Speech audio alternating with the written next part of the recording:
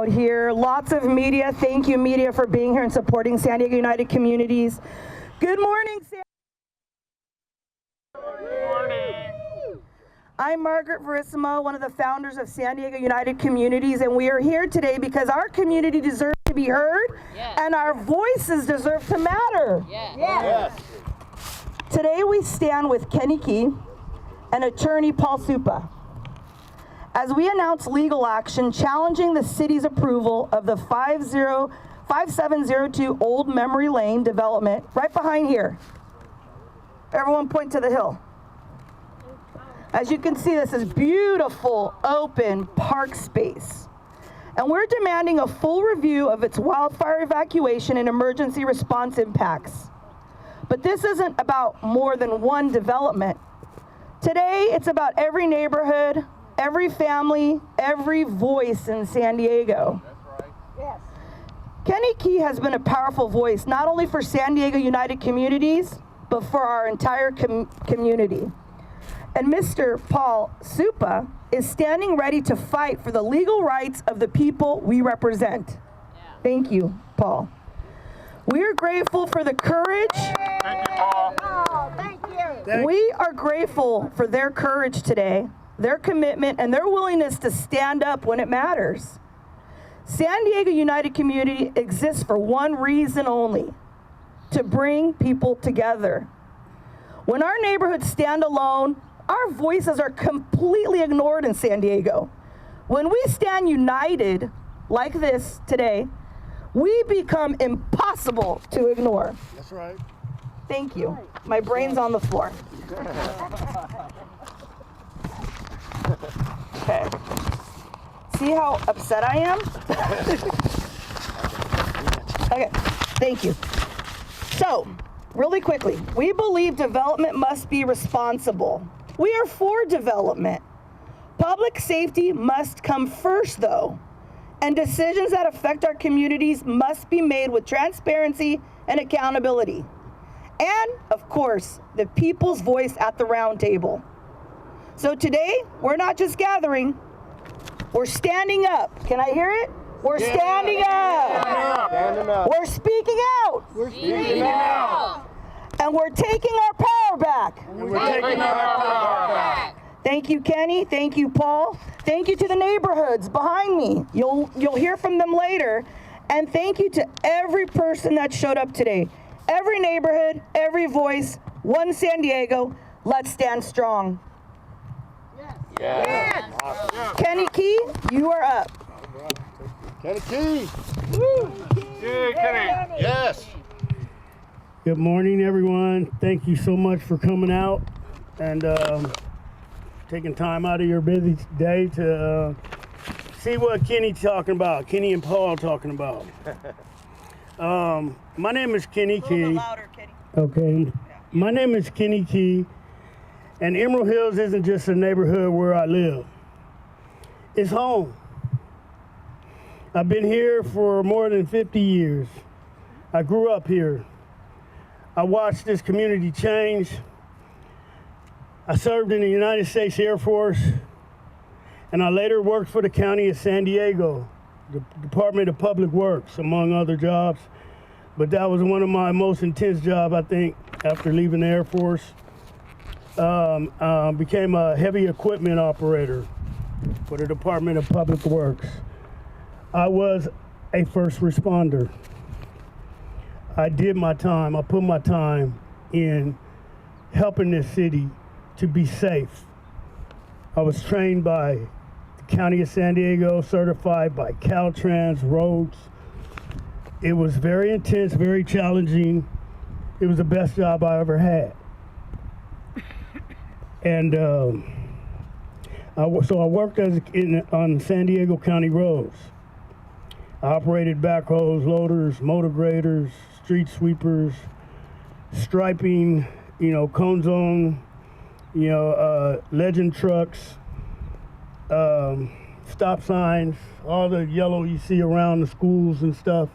Schools are a priority for public safety, and they made us not forget that every day. public, briefings about safety. They just pounded it in our heads. When public safety is involved, you don't guess. That's right. Right. You study the conditions, you analyze the risk, you follow the law, and you do the work before somebody gets hurt. Amen. That principle wasn't just something written in a manual, it was part of the standard we were expected to live by in public service as a public servant.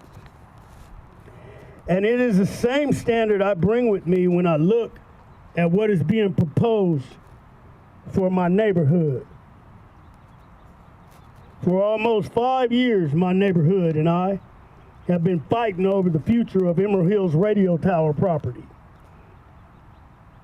31 acres of historic land. I'm gonna repeat that. 31 acres of historic San Diego topography. I get emotional because they're in my opinion, it's being defecated on with these plans, and I get emotional because I feel this ground is sacred to me. We showed up at meetings, we wrote letters, we made public comments, we organized. And even when we felt dismissed, we kept showing up. Along the way, I became a founding member of San Diego United Communities, a coalition that has brought together people from more than 100 neighborhoods across the city. They may not all be here today, but trust me, we represent over 100 neighborhoods. Different neighborhoods, different backgrounds, different political beliefs, but one common understanding. Our collective advocacy has been part of major public debates over policies involving bonus ADUs, footnote 7s, proposed Balboa Park fees. Y'all school for y'all to do that? Yeah. Proposed Balboa parking fees, trash fees, and development decisions affecting neighborhoods throughout this city. We're being sold out. Basically, being sold out, he said. And we learned something through all that work. When communities organize, communities have power. That's right. Yeah. Yeah. When communities organize, communities have power. So if you ain't out there organizing, you ain't got no power. Nope. No. I don't know what you think you got. You need to organize. And now this 5-year fight in Emerald Hills has reached a place I never expected. I really can't believe we here. I filed a lawsuit against the city of San Diego, a city I love. This is ridiculous. I'm an ordinary resident. I'm not a wealthy developer. I'm not a corporation with an army of attorneys. I'm a retired public servant, a community advocate, a small business owner, nonprofit founder, and a man taking care of his mother in the neighborhood where he grew up. That's right. That's all I am, man. Yeah. But I'm suing the city of San Diego Yeah. because I'm trying to defend my neighborhood from aggressive development. That's like, I'm gonna go and say, yet I'm here standing up in case this case is involving D.R. Horton. We all know the elephant in the room. Deep Pockets, one of the largest home builders in America. I'm gonna just state the facts here, you guys, because you need to know. I want you guys to be informed. What's happening here can happen all over the city. They're trying to set a precedence of this type of development, and we can't have that, you guys. Okay, I'm standing here. This is like David and Goliath, you guys. But this isn't about ego. And it isn't about being against housing. We are not against housing. We are asking government to do it the right way. Please. That's all. That's all the right way. Our lawsuit asks whether the city complied with CEQA. the California Environmental Quality Act before approving 123 homes on this hill. When you're talking about adding 123 households in a very high fire hazard severity zone, look on the city maps. This is a high, very high, not high, it says very high. Fire hazard severity zone. Severity. I mean, I'm seeing about 4 words in here that require going to the dictionary to get some more clarity. And you go there and get that clarity, you like 123 homes? You see the math just doesn't add up. Right. Doesn't add up. One way in, one ordinary way out, a restricted emergency access gate.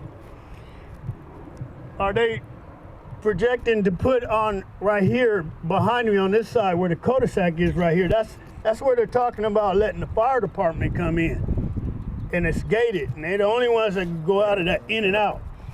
You guys need to understand what they're trying to build here. To me, it looks like Palisades situation, like up in LA, and they're building it. When you're talking about adding 123 households in a high fire hazard severity zone with serious questions involving evacuation, emergency access, and traffic, those questions deserve analysis. Good answer. Our community over here deserves analysis. Yes. You don't dismiss analysis just because it's over here. That's the law. A restricted emergency access gate in 123 new households due to analysis. Show the data, follow the law. I had a shirt made. I hope other people make it. Yes. Yes. Okay? Yes. Because that's what this is about. This lawsuit is about this right here. Very 3 points that we're trying to drive home. Do the analysis. Do the analysis. Show the data. Follow the law, City of San Diego. That's right. Help me out, Paul. They can create the laws, they should be able to follow them. Exactly. And I'm deeply grateful today. Sincerely grateful today that a pro bono attorney was willing to step forward and help my neighborhood, not Kenny. Go Paul! He's helping my neighborhood, Oh, Thank and you, he didn't have Paul. to. thank you. And I would add to that, we need more attorneys stepping up. This is a big city. Yes. We got a lot of fires burning with these types of situations all over the city. Right. And we don't have the resources to combat these developers, these billionaires, with a fleet of attorneys walking in arrogantly into public comment. You know, we feel very, we don't feel like the city is representing us. You know, it's like Themselves. it's like the people are supposed to be at the top, then the mayor, then the council, then the commissions, but it's not like that, and I don't see how we got here. You know, we need to make change. San Diego. We need to make change. Communities like ours don't have unlimited money for lawyers. But justice shouldn't belong only to people with deep pockets. Right. Justice. Something wrong with that system. Our vision goes beyond stopping something. For years, we have dreamed about what these 31 acres could become. Ever since I was a child, we've thought of those towers, we've imagined them being SeaWorld towers. Why we gotta go to the beach? You know what I'm saying? I hope somebody with deep pockets is listening to these news stations tonight, because it's been 5 years we've been getting our vision suppressed. I've made videos on it. They're on my YouTube page. I encourage the city of San Diego to look at the YouTube vision that we have for this 31 acres, and it's way better than what we're fighting against. And the people of San Diego need to weigh in during an election year. This is when you need to weigh in, not next year. I love this city. Okay, for years we've dreamed about these 31 acres could become a world-class public destination park. Preserving this historic hilltop and creating something future generations of San Diegans could enjoy. I love the city. That's why I speak up. That's why I organize. That's why I keep showing up. And that's why I'm asking other San Diegans to do the same. Pay attention, participate, organize, show up for other people's neighborhoods, not just your own. Hold government accountable. Yes. And in an election year, vote for the change you believe your community deserves. And we deserve change today, San Diego. $250 million deficit last year, $150 million deficit this year. I don't know how many, I lost count of how many things we reversed from our pushback. It's working. We got to keep this up. It's an election year. We're still here. We're still here. We're still standing. That's right. We're still And we're not giving up on our community. protect our community. Protect our community. That's another one. Let's get it going. Protect our community. Protect our community. Protect our community. Protect our communities. Protect our communities. Protect our communities. If we protect our communities, it's a safer place for our children. It's a safer place for business. It's a safer place for tourists. We need competent leadership. We need to have our day in court over this matter. And I'm so grateful again for you guys coming out today, the media taking interest in what we fighting for up here. And I want to reiterate, it is not just Emerald Hills. That's right. It's everywhere. We're fighting. We are every fighting. community. I'm involved with these fights, and we need to be informed, you guys. And I got to go ahead and say it because it's not just Emerald Hills that I love.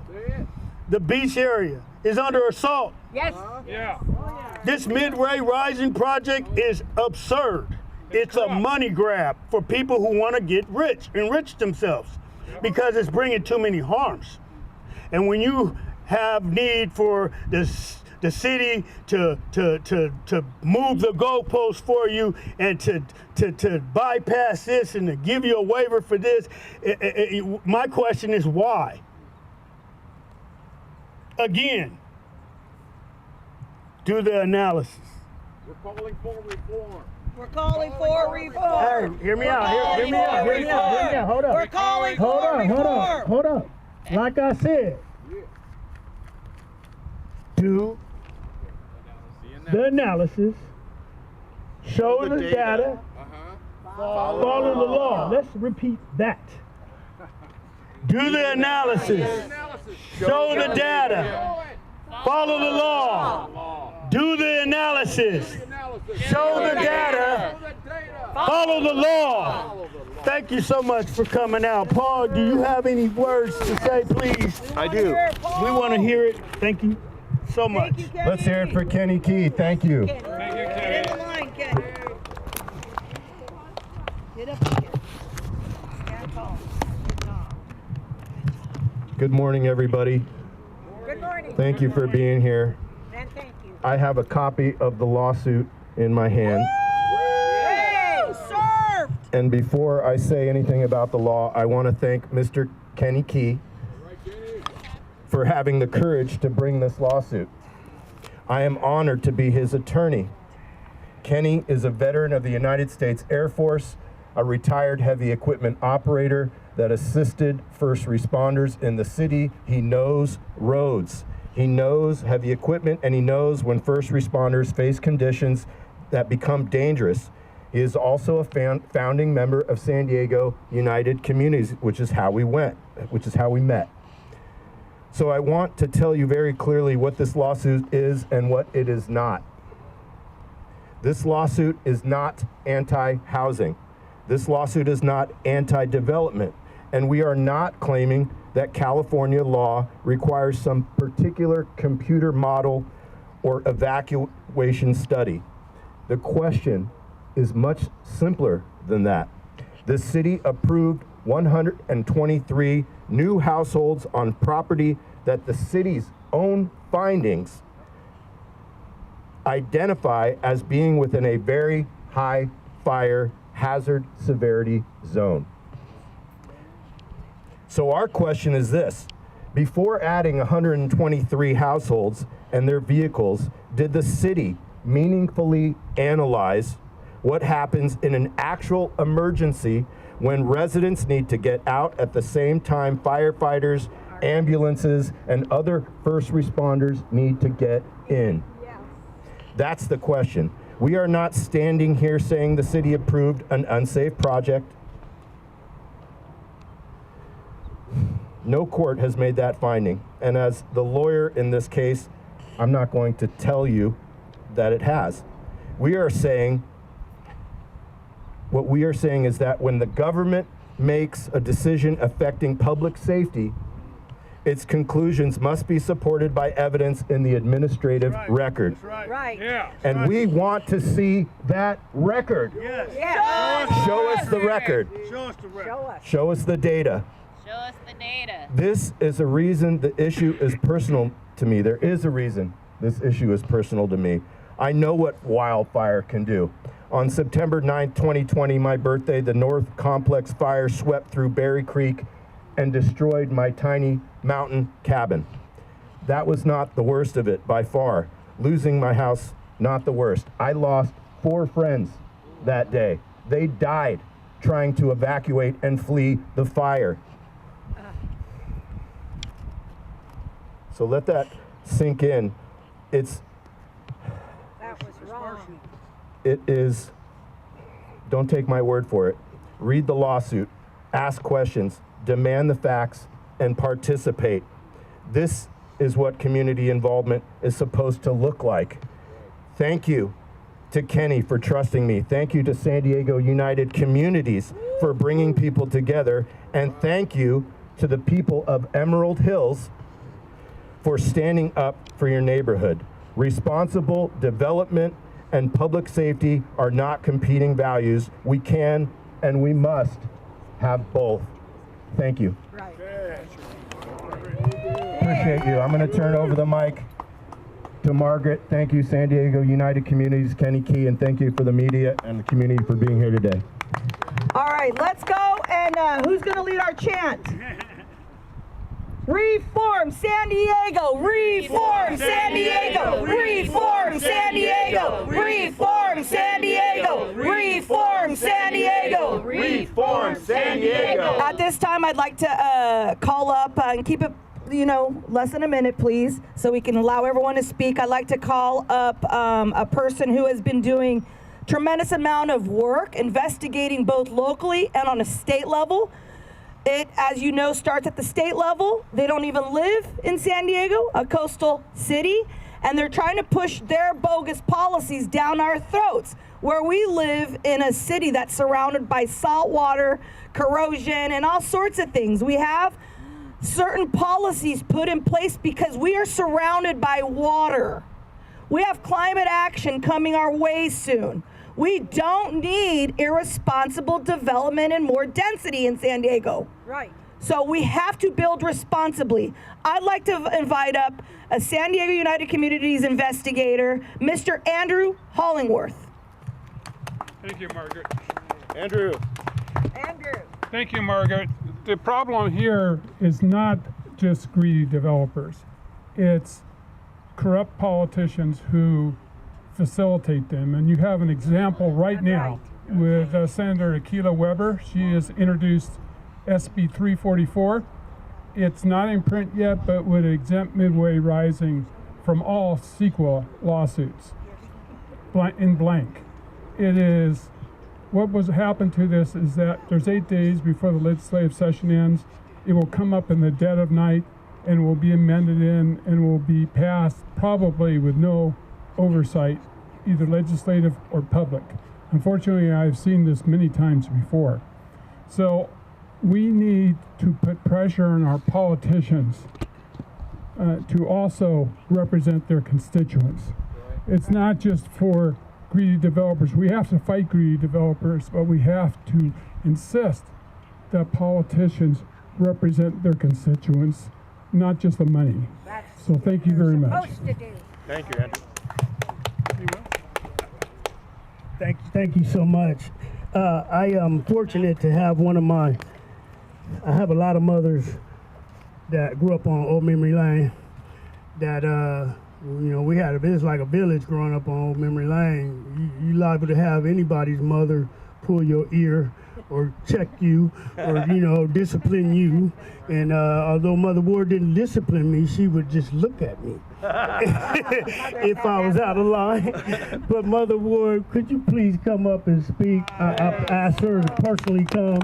Someone take this sign from her. Thank you. She is one of the original owners of the home spot here, coming out of redlining. Hello, I have to have an assistant, so this lady. I got you. Oh, all right, thank you so much. Thank you so much. My name is Viola Ward, and I have lived in this neighborhood for over 40 years.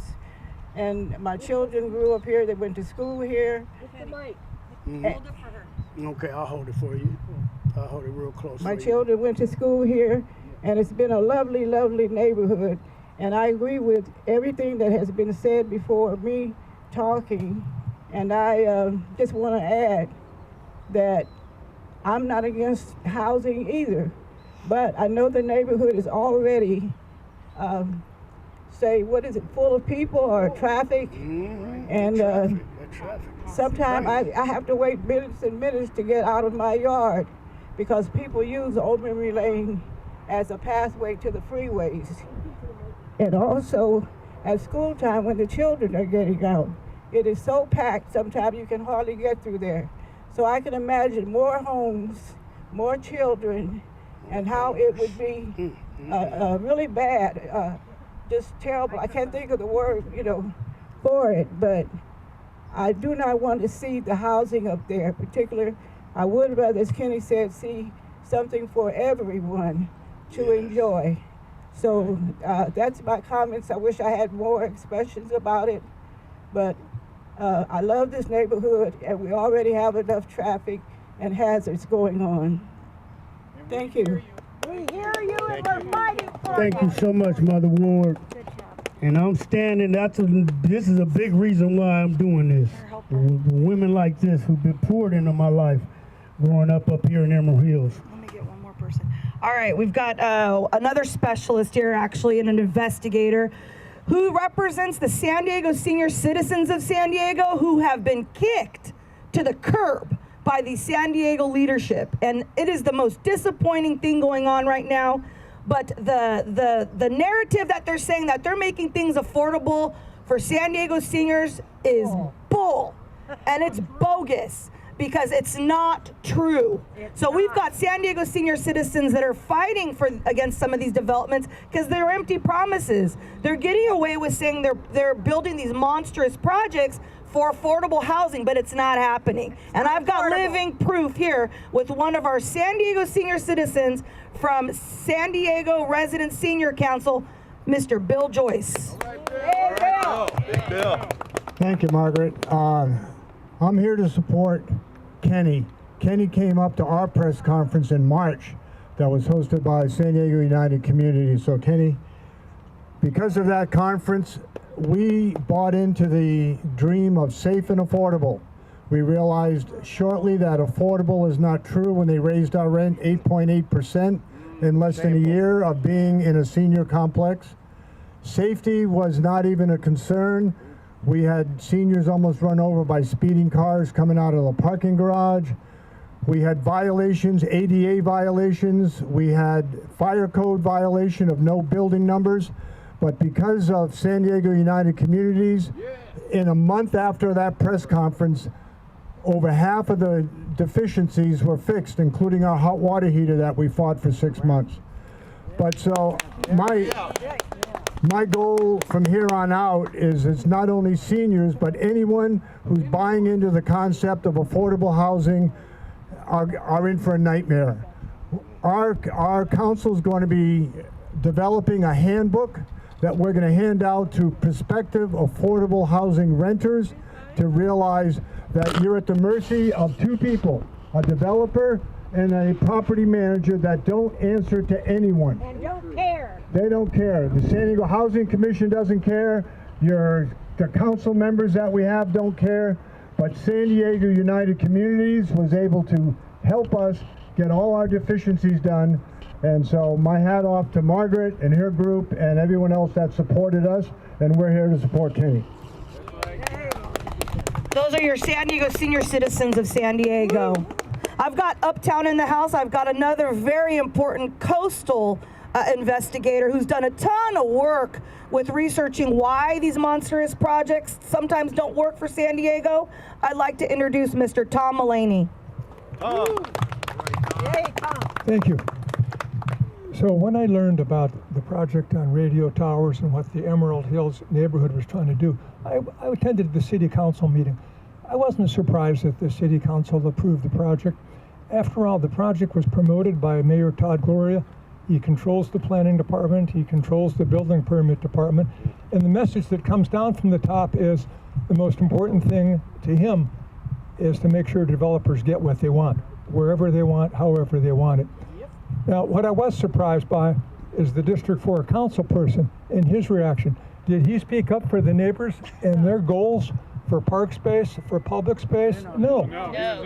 What he wanted to do was justify what the city was doing. I didn't hear anything about the invalid illegal zoning change, footnote 7, that led to this project. So how can an invalid zoning change lead to an approval? That's what I wanted to know. So I think that Emerald Hills neighborhood deserves better. I think the Choice Valley community deserves better.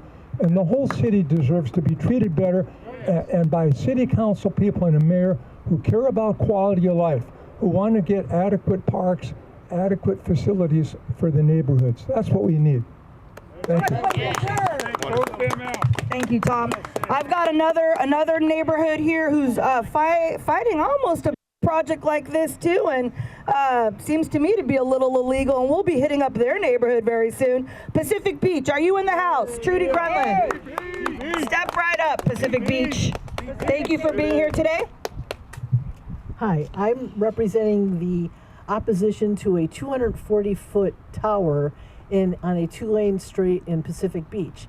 And I'm also here because I've gone to rallies throughout the city. There are 52 neighborhoods, and I think I've been to 52 rallies. I mean, I don't know, I'm losing count. Because this place used to be, because they're popping up. It wasn't like this before. All of us have lived here for years, and it was okay. We weren't just being inundated with craziness of housing developments being approved no matter what. They have eliminated the zoning.